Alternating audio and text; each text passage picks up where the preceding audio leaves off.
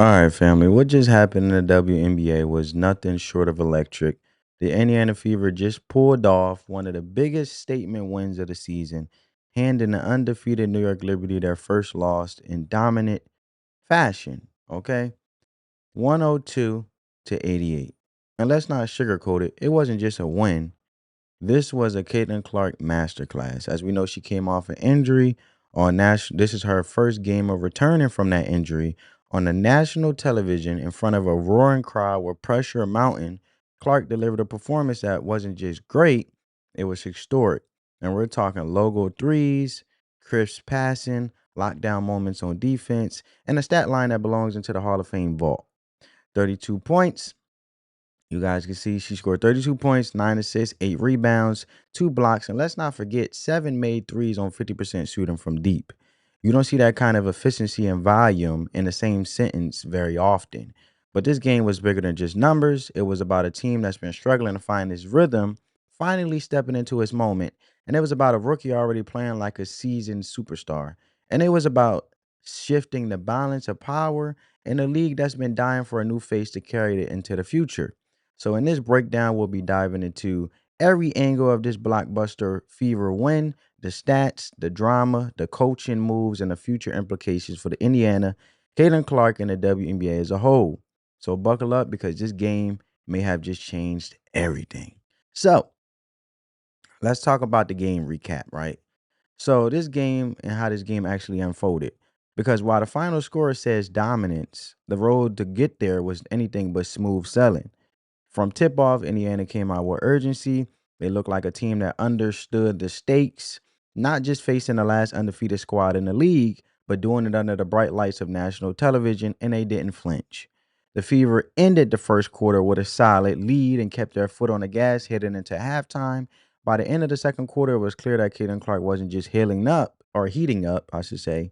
She was on fire. More on that in the next section, but here's where things get dicey. We seen this script before with Indiana, right? Get a lead, lose momentum, collapse in the fourth. So when they entered the final quarter up by 9, fans had every reason to be nervous because credit where it's due, though. I got to give the credit. Head coach Stephanie White made just enough of the right moves this time around. Yet there were a few eyebrow raising situations, especially with Clark coming off the floor at moments when it felt like she was the only one keeping the offense afloat. But this time, the team held the line. So Lexi Hall and Sophia Cunningham stepped up in clutch moments. We'll get to those clips in a minute. They hit big shots, moved the ball well, and helped take just enough of the scoring load off of Clark's shoulders to avoid another late game collapse. As for the Liberty, they were clearly missing John Quill Jones. All right. This is their box score, and she's out on an injury. Um, no question about that. And her presence in the paint could have changed the entire dynamic of this game. But even without her, New York didn't go quietly.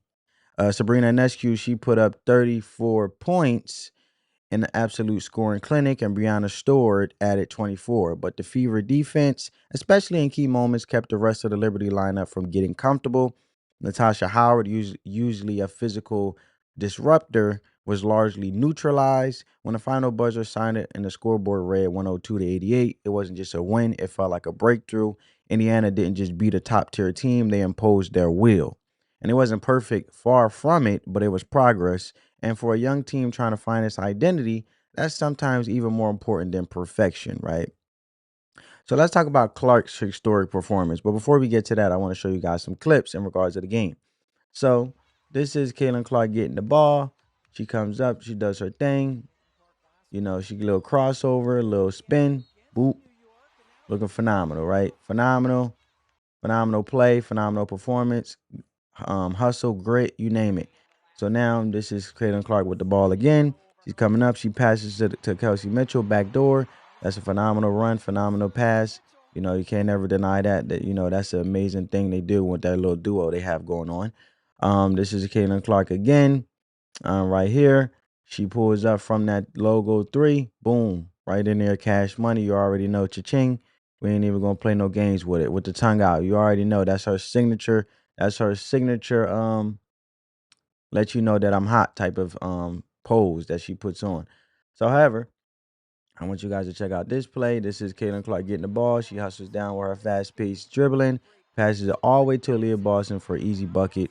Shout out to Aaliyah Boston for getting down on the floor and getting the ball in the hoop. So, then I want to show you guys another clip when it comes to um, Caitlin Clark being wide open for some reason. I don't know whether they thought this was a game, but however, she said, "Okay, you want to leave me open? Boop, there you go. Now you're gonna remember not to leave me open no more." So then we go to another clip, right?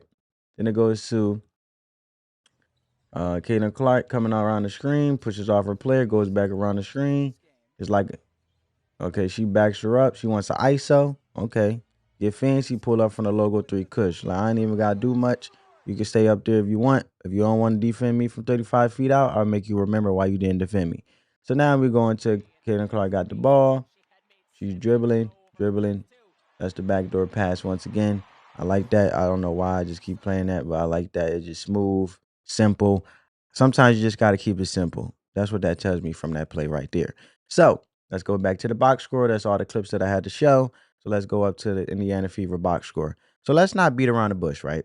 What Caitlin Clark did in this game was absurd. It wasn't just a good performance. It wasn't just a great performance. This was the kind of game that gets remembered, replayed, and talked about years down the line as you kept seeing that I kept replaying that same backdoor play with Kelsey Mitchell. That's how replayable and rememberable this performance would be, especially coming off her injury. 32 points, 9 assists, 8 rebounds, 2 blocks. And she did it on 11 of 20 shooting from the field, going 7 of 14 from deep, and that's a clean 50% from three-point range. So in the WNBA, where the quarters are shorter than the NBA, possessions are fewer, putting at that kind of stat line is rare. Doing it with that level of efficiency, that's historic. But it wasn't just the numbers, it was the way she played. This was one of the most complete offensive halves of basketball we've seen, not just this season, not just by a rookie, or I should say a second year in the WNBA. Um, so a 2-year rookie, we could put it like that, but period. Clark coming out firing in the first half, hitting logo range threes like it was a shoot around. At one point, she was 7 for 9 from deep, casually tying her career high for made threes before halftime. Some of those shots were so far off, they might as well have been launched from the parking lot. And these weren't heat checks, right? These were calculated rhythm shots. Every single one of them was a dagger, the kind of momentum killing, arena exploding threes that sucked the life out of the defense when it came to the New York Liberty. But it wasn't just the shooting, okay? Let's just get that clear. Her playmaking was next level. Clark was slinging cross court passes, as you guys seen with Leah Boston, threading needles in transition, drawing double teams just to set up easy buckets for the teammates. And the highlight reel could be his own video. And defensively, she showed up. 2 blocks, a couple strong contests, and even more hustle plays that don't show up on the stat sheet. And that was a sequence later in the second quarter where she sprinted back in transition to break up a 2-on-1. And that's the kind of effort that sets the tone for a team. And here's something you won't find in the box score, which is leadership. This was a moment where the entire team looked to her and she delivered. You know, she had confidence, pose, swagger, all of it was just on full display. And she didn't just take over the game, she owned it, okay? And it's a difference between just playing and getting hot in the game, where you get all fired up, between you and then when it comes to you owning the game and having your way. And in doing so, she became the 4th fastest player in the WNBA history to reach 850 career points. And she did that during the first half of this game. So just let that sink in for a minute, because she's still a rookie technically, and she's already been putting up stat lines that look something out of the Diana Taurasi or Maya Moore playbook. And at this point, we're not just watching a young player have a hot night, which was the game yesterday from last night. We're watching the birth of a legit MVP candidate. So, as incredible as Caitlin Clark was, let's not overlook the pieces around her, because in today's WNBA, one player, no matter how dominant, can't win games like this alone. So this was a team effort, and several key contributors stepped up when it mattered most. So let's start with Lexi Hall, right? If you just glance at the box score, you'll see that she made 14 points, and you might think her 14 points were modest, but the timing of those points absolutely crucial. She went 3 for 4 beyond the arc, and every single one of those threes came when the Liberty were making a push. Her shots were momentum killers, steadying the ship when New York was looking to turn the tide. That kind of composure in a game, these high stakes, speaks volumes. And then there's Sophia Cunningham. who didn't fill up the box score, but she delivered a dagger three late in the fourth quarter. That was the definition of clutch, and that shot broke New York's last real momentum swing, and it was the emotional capstone of the Fever's victory. They reminded everyone that Clark doesn't need to do it all, especially if teammates are ready for the moment. Now, Kelsey Mitchell, her night was a mixed bag. Let's start with the good. She scored 22 points and showed flashes of the elite scoring guard, and she's capable of being. But here's the issue: the efficiency wasn't there. At one point, she was shooting under 25% from the field, and even with a small bounce pass, a small bounce back later in the game, not pass. So a small bounce back later in the game, she never really got into rhythm, I feel like, in my opinion. Just let me know your guys' thoughts down in the comments because I'm always open to the possibility of being wrong. But in a game where Clark had it going, what Indiana needed from Mitchell was to complement that offensive explosion, not compete with it. And that's something the Fever need to address moving forward, I feel. When Clark is playing like this, Mitchell has to find a way to contribute efficiently, whether that means spacing the floor or finding better shot selection. Aaliyah Boston also deserves a serious nod here. She ended up with a double-double, 10 points and 11 rebounds, and she did her job on the glass, man. I mean, I can't complain. I can't complain at all. Um, she worked the post and had a few solid defensive possessions, but like Mitchell, her offensive efficiency wasn't where it needs to be. As a big who operates mostly around the rim, shooting in 40% range isn't going to cut it. There were missed layups, short hooks, shots that she has to finish if the Fever want to consistently beat top tier teams. And that's the biggest takeaway here. This was a huge win. But if Indiana wants to turn this into a sustained run, not just a one off, they're going to need consistency from their core. And when you look at how title contending teams are built, they almost always have that big three formula. You know what I'm saying? In Indiana's case, that's Clark, Mitchell, and Boston. But for that formula to work, all three have to be clicking, or at least two out of three. And tonight, Clark was unstoppable. Hall and Cunningham made their moments count. But Mitchell and Boston need to be better because against a full, healthy Liberty squad, especially with Jonquil Jones in the lineup, this game could have swung the other way. Still, credit to the entire team. The energy, the execution, and the urgency were all there. And for the first time in a while, Indiana looked like a group that could not only hang with the elite, but beat them outright. So, while most of the spotlight is deservingly on Indiana's offensive firepower, it's the defense that made this win possible. Because when you're up against a team like the New York Liberty, loaded with all stars and offensive depth, simply outscoring them isn't enough. You have to make stops, and this time Indiana did. Let's start with what didn't happen, which was physical intimidation. There was a lot of pregame chatter about Natasha Howard, and rather this would turn into one of those games where Clark would be targeted physically. But credit to the refs in both teams, it didn't happen. Howard played hard but clean. There were no cheap shots and no sketchy off-ball bumps. None of the rough antics we seen against Clark in previous games, even last year, her first year in the WNBA. That alone allowed Indiana to stay focused on basketball, not retaliation or protection mode. And now let's talk about how the Fever responded defensively, especially in the second half, because Sabrina Ionescu was going off. She finished with 34 points. She was hitting shots from every angle, catch and shoot, off dribble, step backs. Honestly, there wasn't much anyone could do when she got into rhythm, but Indiana adjusted. Adjusted is the key word.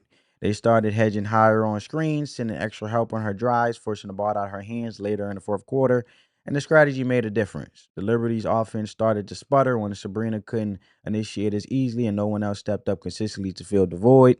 And as for Brianna Stewart, let me scroll down.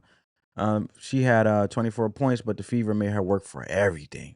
They stayed physical with her in the paint, rotated quickly on closeouts, and made sure she wasn't getting clean looks from the mid range, which is where she usually thrives. Every time she touched the ball, there was a body on her, or hand in her face. And Caitlin Clark, despite all the attention on her offense, quietly had a solid game defensively. Two blocks, a handful of contested shots, and more importantly, she kept her man in front on drives. She's not known as a lockdown defender, but her effort was clear and she communicated on switches, stay engaged off the ball, and then give up on plays, and that matters. So the Fever also showed signs of something they struggled with all season. Last year was team discipline on defense, and there was less overhelping, if that makes sense. Less ball watching, more staying home on shooters and collapsing only when it made sense.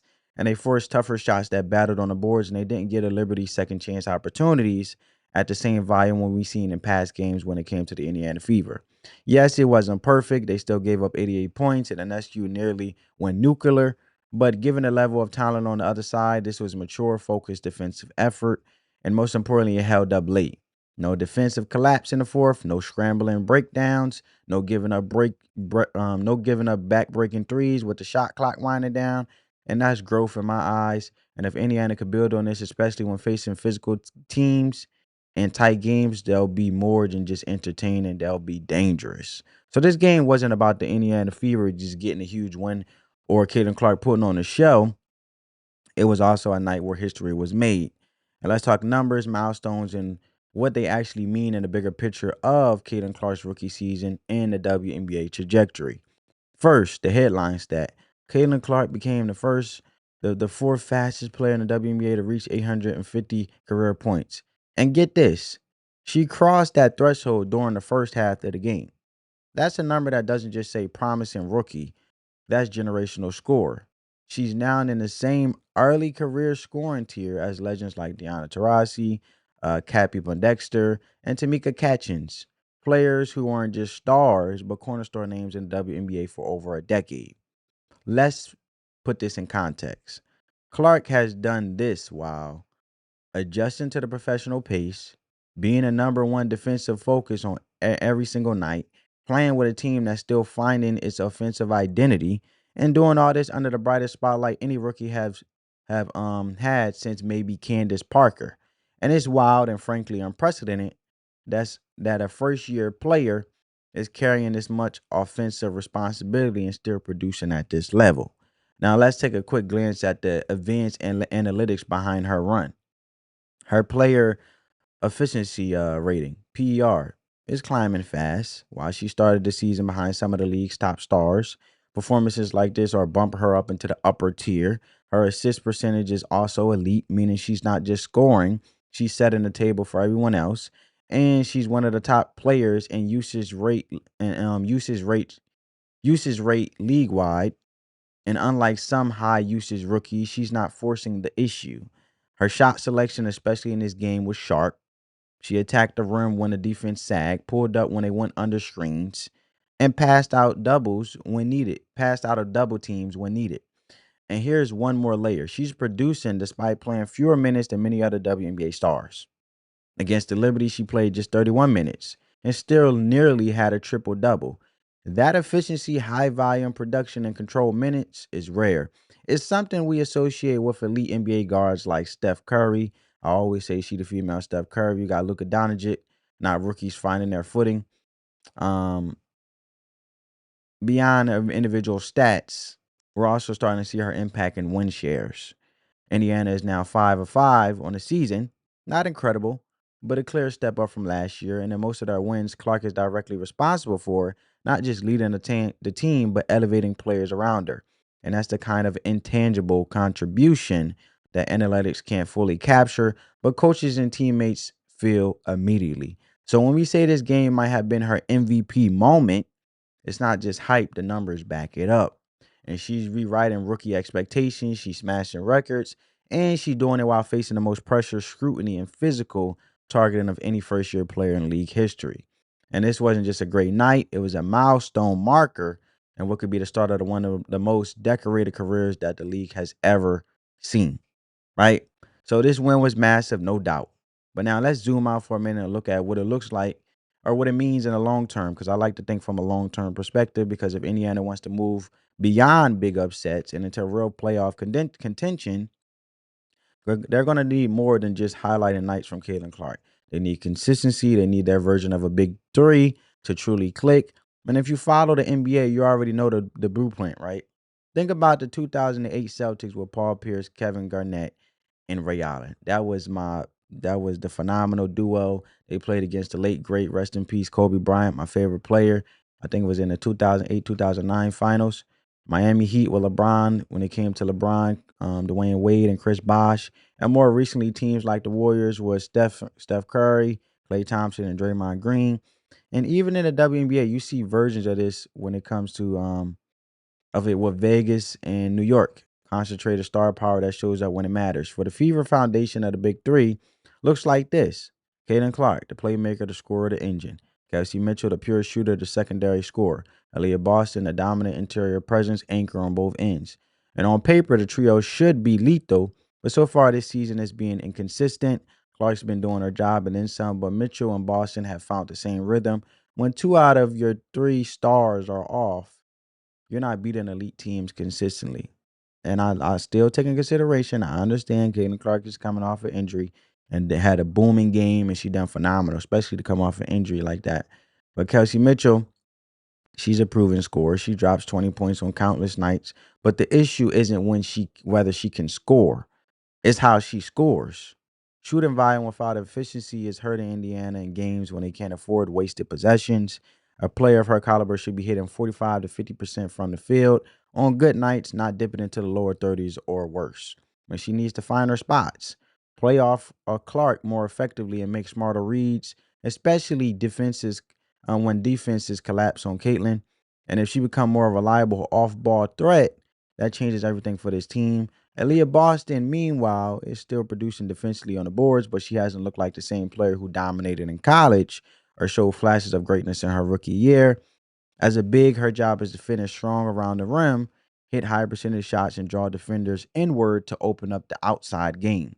But shooting under 45%, especially for someone who operates so close to the basket, is not acceptable. She needs to be that consistent low post presence that commands a double team because when Boston is a threat inside, it forces defenses to collapse, and that creates space for shooters like Clark and Mitchell.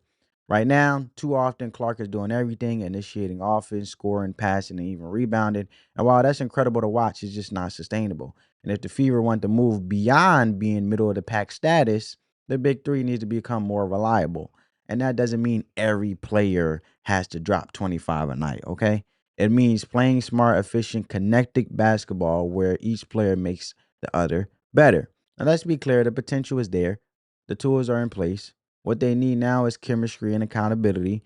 That's on coaching, yes, but it's also on leadership with the locker room. Someone needs to step up and say, we're just not here to be part of the show. We're here to win, right? Because if all three members of this core elevate at the same time, right? This Fever team becomes a legitimate playoff threat and maybe even a dark horse title contender a year or two from now. And that's the bigger picture here, what I'm trying to paint. One win is nice, but a big three that delivers when it counts, that's a franchise reset. So let's step away from the court for a moment because I know we're having a long conversation. And I hope you guys are getting value from this video. And if you got this far in the video, give this video a big thumbs up. Big thumbs up. Subscribe to the channel if you haven't, where we do real breakdowns. And also, it helps crush that YouTube algorithm. So let's step away from the court for a moment and talk about something that's important, if not more so, the long-term growth for the WNBA, the spotlight. This game between the Indiana Fever and New York Liberty wasn't just a marquee matchup. It was a national broadcast moment, the kind of platform the league doesn't get nearly often enough. And make no mistake, Caitlin Clark was the headline draw because when Caitlin Clark was out on this injury, the ratings were going down, the viewership was going down like crazy. Basically based on early viewer data, projections, and industry buzz, there is possibly this game averaged over 3 million viewers and potentially even more during peak moments. That number, if confirmed, will make it the most watched WNBA regular season games in history. But let's be blunt. That's the Caitlin Clark effect, right? Everywhere she goes, eyeballs follow. Whether you're a fan, a critic, a diehard WNBA supporter, or someone tuning in for the first time, people are watching, and that just changes everything. And more viewers means more ad revenue, more national interest, more pressure on networks to broadcast games, and perhaps more importantly, it forces the broader sports and media landscape to take the WNBA seriously. As you see now, we see people like what's his name? Stephen A. Smith, First Take, ESPN. Now all of a sudden they're covering the WNBA. So that's my prime example right there, where these big media networks are forced more and pressure to broadcast these games. But think about it. When was the last time a Fever Liberty matchup in June got national primetime coverage and trended across social media platforms for hours? When was the last time SportsCenter led with a WNBA highlight package?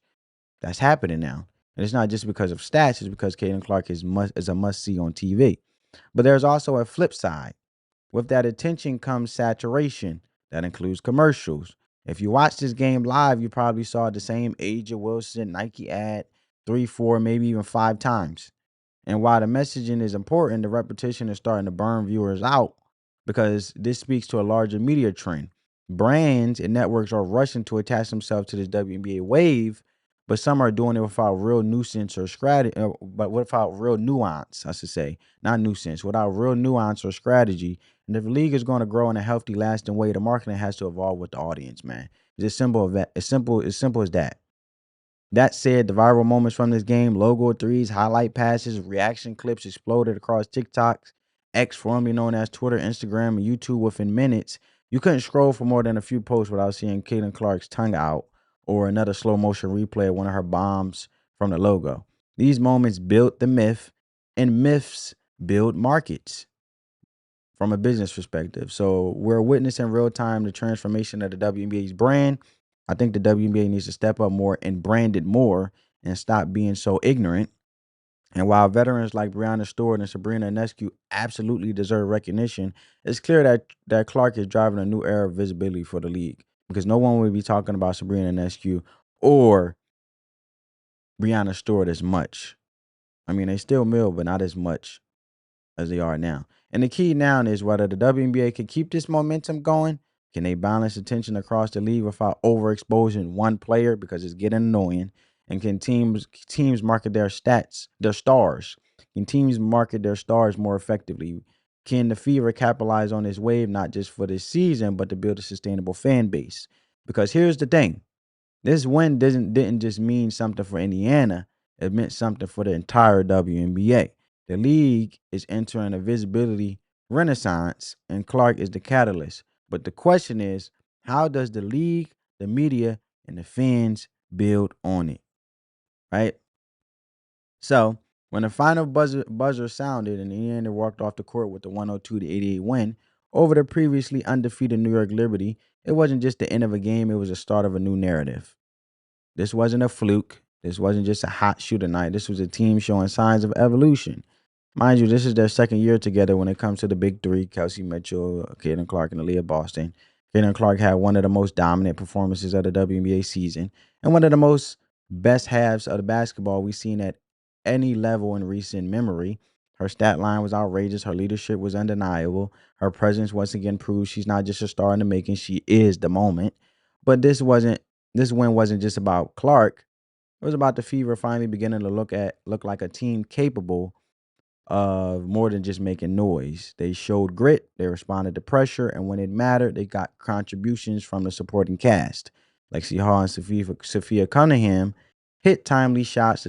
The defense showed maturity. The rotations, while not perfect, didn't collapse late. And against a powerhouse like New York, even without John Quill Jones, that still counts as a huge statement. There's still work to do. Kelsey Mitchell and Leah Boston need to be more consistent. Shooting efficiency across the roster has to improve, and Clark can't be expected to drop 30 plus every night, but the blueprint is starting to form. And here's the takeaway: this game proved Indiana can hang with the best. They're 5-5 now, a team that's .500 team in the standings, but one that feels like it's trending up while others are just maintaining. As for the league, the implications are just as big. If this game pulls the ratings, we think it will. It will be another piece of proof that the WNBA is moving into a new era, one built on accessibility, personality, and high level play. The spotlight is here, and it's not going away anytime soon. So what's next? For Indiana, it's about turning this momentum into consistency. They got to follow this up with another strong outing. Not let down, no letdown games, no excuses. They've shown us what they can be. Now it's time to prove that they can be that team every night. For Caitlin Clark, this performance puts her squarely into the early MVP conversation. Yes, it's still early, but games like this on national television against elite opponents, that's what MVP resumes are made of. And for fans, it's just time to lock in. The season is shaping up more and more as we get into it to be historic. Whether you're a diehard or just getting into the league, this is the time to care Because if the Indiana Fever continues to rise and if Caitlin Clark keeps doing what she's doing, we're not just watching the story of the season. We might be watching the beginning of a new era in women's basketball. So, with no further ado, family, I hope you guys enjoyed this video. Spread that peace, love, and positivity. Let the love supersede the hate. I'll catch you in the next one. Peace.